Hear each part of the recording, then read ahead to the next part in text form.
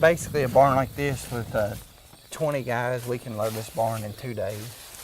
Brian Furnish and his family have been growing tobacco for 8 generations. They started in Virginia nearly 200 years ago, then migrated in the mid-1800s to the rolling hills of central Kentucky. I guess it's kind of a labor of love and one we've always done. We grew up in it, and I guess we always will as long as it's available to us. But life as a Kentucky tobacco farmer is not as lucrative as it once was. Thanks to anti-smoking campaigns and high taxes on cigarettes, domestic demand is down, and federal government price supports are gone. The days when Kentucky's crop grossed nearly $1 billion a year are no more, forcing Brian and farmers like him to imagine a future without tobacco and diversify their farms. His move to cattle paid off with rising beef prices, but Brian's most recent bet is cannabis sativa, also known as hemp. But there is a catch. To the federal government, hemp is just as illegal as marijuana.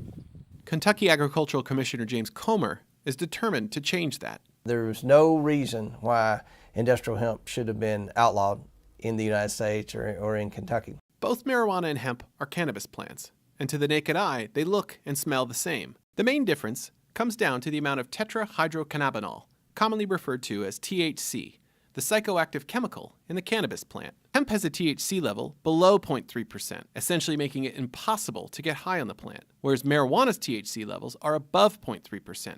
Potency levels generally vary between 1% and 20%. It's a crop that today we make a lot of products from plastic and wood. Tomorrow, those products will be made from industrial hemp.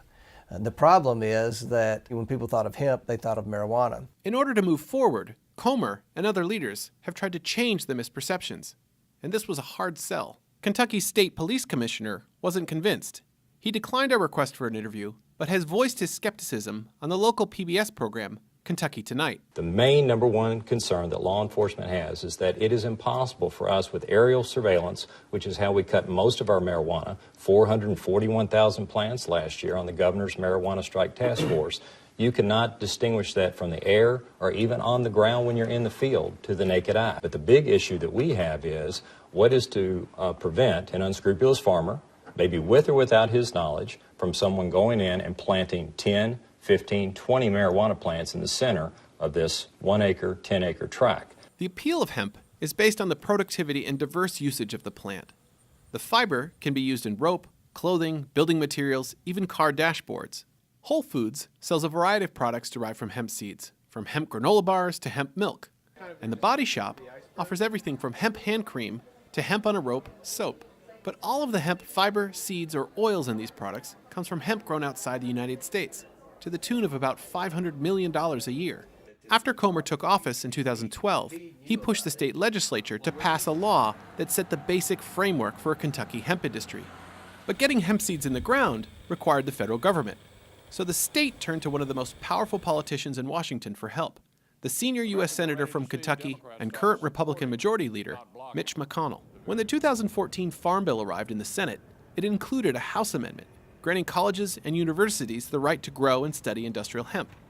In the Senate version of the bill, Senator McConnell inserted a key measure extending the rights to state agriculture departments, clearing the way for states to license individual farmers to grow hemp. After it was passed, McConnell issued a statement applauding what this might mean for Kentucky. This is an important victory for Kentucky's farmers, and I was pleased to be able to secure this language on behalf of our state. We are laying the groundwork for a new commodity market for Kentucky farmers. Brian Furnish was one of the first Kentucky farmers approved last year to grow hemp, but it wasn't that simple. Because the state lacked a controlled substance import permit, the Drug Enforcement Administration held up the first batch of seed for weeks. They seized one of our shipments, and we had to go to court in Louisville to get the seed released and to lay out the framework of what we would have to do to get our licensing and our permits. Last year was a really slow process. This season, it wasn't so bad. They only delayed us about maybe 10 days. Even with seeds in hand, Furnish was monitored from planting to harvest. Everything we do has to be reported. We have to go through a criminal background check. All of our fields have to be GPS when they're planted. Samples will be taken of every field to test for the THC levels. While Furnish and the state view this effort as a way to push farms into a post-tobacco future, the move to hemp is actually a return to a plant that once dominated the Kentucky landscape. But now, with Philippine and East Indian sources of hemp in the hands of the Japanese, American hemp must meet the needs of our Army and Navy as well as of our industries. At the height of World War II, the U.S. government temporarily allowed and encouraged farmers to grow hemp for the war effort. Rope for marine rigging and towing, thread for shoes for millions of American soldiers, and parachute webbing for our paratroopers. At the war's end came the end of Kentucky hemp. Despite the state's history with hemp, there are essentially no farmers remaining that have direct experience with the plant. Unlike the tobacco farming techniques that have been passed down through the generations, Kentucky farmers that are looking to experiment with hemp are mostly relying on the techniques developed in other countries. The uses of hemp at that period of history are very, very different than why we would grow hemp today. Following the passage of last year's Farm Bill, Professor David Williams helped launch the University of Kentucky's hemp research program. If you consider a plant that has 3 potential harvestable components, there aren't too many other crops that we're growing in Kentucky that can serve that role. We have experiments for all 3 this year. The one behind me is the natural fiber trial. We have 2 trials investigating grain production, growing hemp just for the seed, for food purposes, animal or human food. And then we also have some trials investigating the production of cannabinoids. It is these cannabinoids, the biochemicals in hemp, that some believe have potential medicinal applications, from reducing seizures to treating cancer. The state feels this is where the most potential profit lies.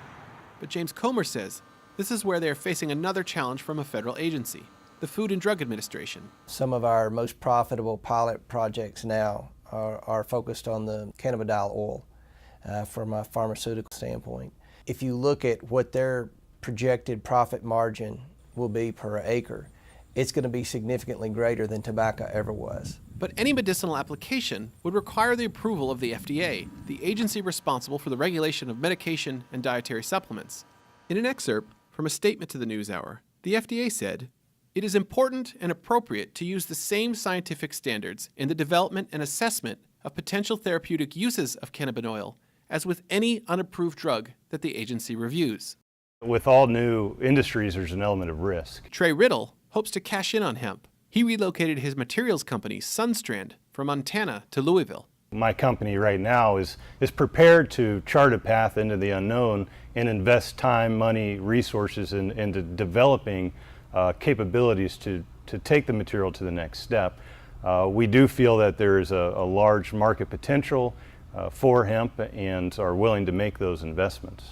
What if there's a change in policy and they basically say, okay, no more hemp? I'm not too worried about that myself. I don't really see the laws going backwards. I think it would be a hard sell because we are making a lot of progress. Particularly thinking about your own trajectory. You know, Brian Furnish, whose farm we visited, he has 100 acres. I mean, if you're talking about scaling up, you're going to need a lot more hemp. That's right. I mean, we expect to need 5,000 acres of hemp in the not so distant future for just a portion of what we think is a major industry. A potential major industry for Kentucky, and a dozen or so other states looking at alternatives to tobacco.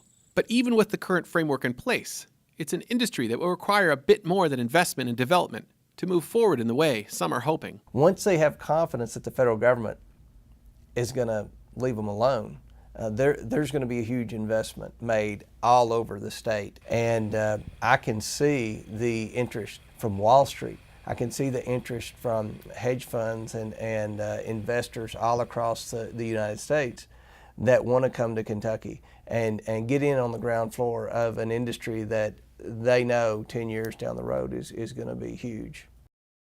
The Drug Enforcement Administration tells the NewsHour it has, quote, taken numerous steps to ensure that the industrial hemp provisions of last year's Farm Bill are carried out. In addition to Kentucky, the DEA says it has granted several dozen permits to grow hemp in 8 other states.